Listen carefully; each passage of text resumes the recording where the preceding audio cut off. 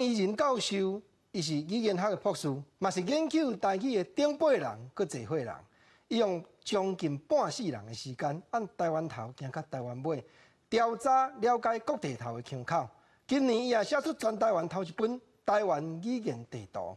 下暗9点，台湾新眼界要带观众朋友做伙来听，每一种腔口无相同的特色。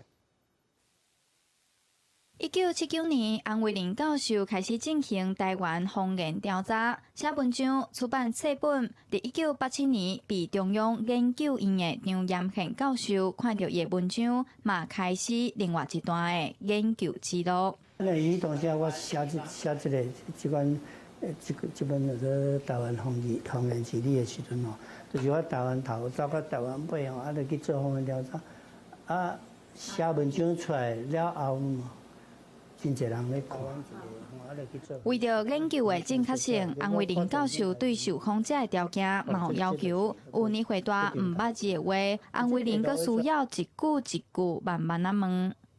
比如讲绿草还是新港，这腔口，伊有两种腔口，一种洋啊，一种洋啊，讲洋啊，嘿，我就确定讲，打一针讲洋啊，打一针讲洋啊。所以我在逐针去问。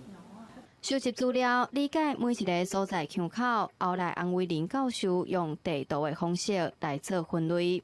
台语的闽南语部分吼，到底伊讲啥物腔口，我拢家己做分类、做分析哦，佮画出伊的地图。30多年的研究深入台湾每一个钟头，洪伟林教授用1假日的时间写出属于台湾的语言地图，嘛希望台湾会当保存语言的多样化。记者杨淑晴、林坤明采访报道。